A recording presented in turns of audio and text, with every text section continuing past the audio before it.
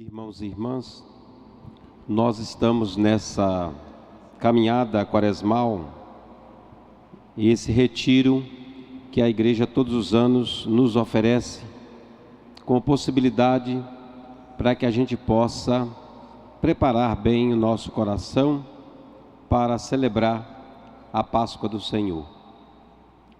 Vocês certamente se recordam, hoje nós lembrávamos também as lideranças reunidas no retiro à tarde, essa dinâmica desse tempo da quaresma. Na quarta-feira de cinzas, Jesus nos ensinava 3 coisas: como rezar, como dar esmola, ou como fazer o bem, a caridade, e como jejuar. Por que Jesus recorda isso? Porque mesmo tantos anos depois de Jesus, às vezes o modo como nós nos relacionamos com o Senhor é muito diferente do que o Evangelho nos propõe. Quantas vezes, no que diz respeito à oração, as pessoas só buscam a Deus na hora do desespero, na hora da dificuldade, na hora do aperto. Mas quando tudo está caminhando mais ou menos bem, então Deus que fique por lá e eu fico com as minhas coisas. Então Jesus nos ensinava a rezar, inclusive vai dizer depois em outro momento, que nem todo aquele que diz Senhor, Senhor, entrará no reino dos céus. E ele diz que quem quiser rezar seriamente, entre no silêncio do seu coração, no seu quarto, reze ao Pai, porque Ele tudo sabe, tudo vê, tudo escuta e tudo atende. Quem quiser fazer o bem, a caridade, quem quiser amar de verdade, não pode ser como muitos deste mundo que às vezes fazem para aparecer, fazem não para Cristo, mas fazem para si mesmos. É uma prática muito ruim que existe na humanidade, no mundo, de pessoas que às vezes lucram com a miséria alheia, lucram com os empobrecidos, lucram com as tragédias. E Jesus disse que se a nossa caridade, que se o nosso amor, que o bem que a gente fizer, não for como o Evangelho, não for feito a Ele, isso vale pouco. Por isso ele nos diz, faça com uma mão para que a outra não saiba. Então todo o nosso bem, ou todo o bem que nós fizermos, não ficará sem recompensa se for feito a Cristo.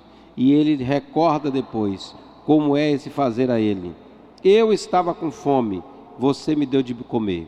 Eu estava com sede, você me deu de beber. Eu estava preso, você me visitou. Eu estava doente, você cuidou de mim. Eu estava nu, você me vestiu. Eu estava abandonado e você me acolheu.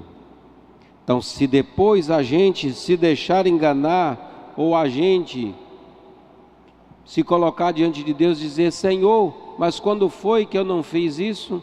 A receita já está dada e o remédio também já está dado. A gente não toma o remédio se a gente não quiser. Esse é o modo de agir na caridade e no amor aos irmãos, não tem outro. Se você quiser fazer o teu jejum, a tua penitência, o teu sacrifício, sobretudo nesse tempo quaresmal, faça como se nada tivesse acontecendo. Não faça como os fariseus, que no Evangelho aparece no Antigo Testamento, e que o povo que gostava de aparecer, já vestia uma roupa estranha, já colocava um monte de cinza na cabeça, andava pelas ruas para que todos soubessem que estavam fazendo jejum. Jesus disse, não, quando você quiser fazer o teu jejum, tome banho, se perfume, viva o teu dia como se nada tivesse acontecendo, porque o teu jejum não é para as pessoas verem. Você não faz nenhum sacrifício para os outros verem, porque isso seria, de novo, um farisaísmo muito grande. Então, aquele ensinamento de Jesus na quarta-feira de cinzas, ele mina, de alguma forma, as tentações que nós ouvimos no domingo passado. 3 ensinamentos, 3 tentações. Hoje, a segunda leitura nos recordou, de São Paulo aos Romanos, nos recordou exatamente isso, que muitas vezes o nosso Deus é o estômago, é a tentação que Jesus venceu. Não só de pão vive o homem, mas de toda a palavra da boca de Deus. Outra tentação nossa, a tentação de ter coisas. Quanto mais tem, mais quer, vai acumulando sempre mais. Adorarás somente ao Senhor teu Deus. Nada, absolutamente nada, que a gente possa ajuntar ou ter neste mundo, nós levaremos para a vida eterna. Nada. É aquele ensinamento do livro do Gênesis da quarta-feira de cinza. Lembra-te de que és pó e que ao pó hás de voltar. Muitas vezes nós fazemos tanta diferença entre nós na humanidade, achando que somos melhores do que os outros, porque às vezes temos alguma coisinha a mais. Não, se o que temos a mais nos deixa envaidecidos, é porque não é de Deus. E pode ser que o nosso Deus atrapalhe o Deus verdadeiro, esse Deus que a gente coloca a nossa confiança no que a gente tem. Segunda tentação. Terceira tentação: pula-te daqui para baixo, que Deus te sustentará. Não tentar a Deus, não tentar a Deus. Essa é uma grande tentação que está no meio da humanidade também. O que significa isso? Querer que Deus faça aquilo que eu posso fazer. Essa é uma grande tentação. Eu posso contribuir com a vida da comunidade, mas eu mesmo não. Deus que mande outro. Eu posso contribuir com o meu dízimo, mas eu mesmo não. Deus que mande outro. Eu posso estar na pastoral, mas eu mesmo não. Deus que mande outro. É uma grande tentação. Querer que Deus faça aquilo que a gente pode fazer. Que, aliás, tem alguns, não sei se no meio da nossa igreja, mas em algumas igrejas por aí afora, que diz assim: Jesus está voltando para resolver essa confusão que está no mundo. Conversa fiada.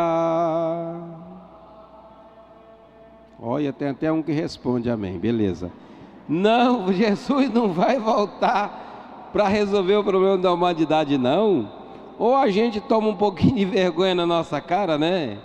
Para poder fazer a nossa parte, para poder fazer aquilo que nós devemos fazer, mas não fica esperando Jesus voltar não, viu?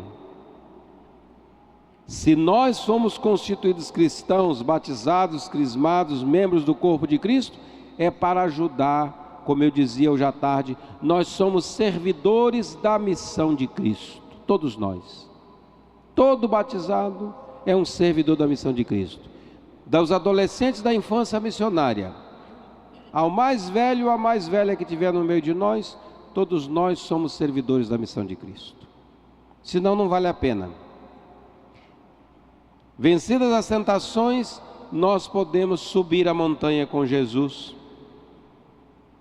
Evangelho desse domingo.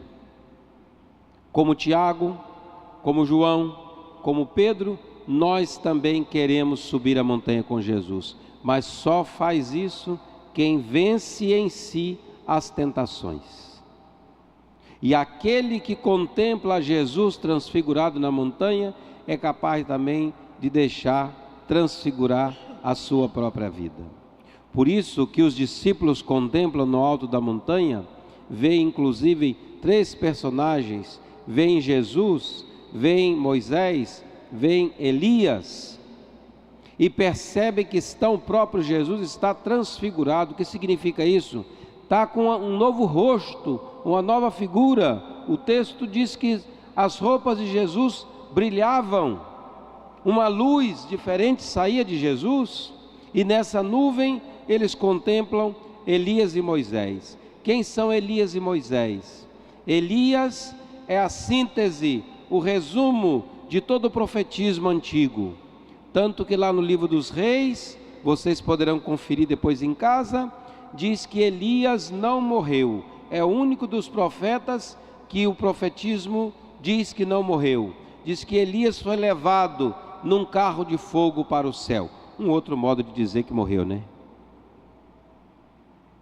E depois, então Elias é a síntese de todo o profetismo, o maior dos profetas. E Moisés, que é o resumo da lei, aquele que deu a lei para o povo, como eu lembrava hoje aos irmãos no retiro. As 605 leis do Levítico, Moisés foi capaz de ajuntá-las em 10, para que o povo pudesse se guiar melhor. Então são esses que estão com Jesus para dizer: o Senhor transfigurado é a síntese de toda a lei antiga, é a síntese de todo o profetismo antigo. Nele se cumpre a lei e o profetismo. Por isso, a voz que aparece no alto da montanha é a mesma que nós ouvimos no batismo de Jesus. Este é o meu Filho amado, no qual eu confio, no qual eu me alegro, no qual eu ponho a minha confiança. Peçamos ao Senhor essa graça. Vencidas as tentações na nossa vida, nós possamos viver nesse mundo, nesse mosteiro que é o nosso mundo, porque cada um de nós é convidado a fazer da sua casa, da sua vida, do seu ambiente, esse mosteiro.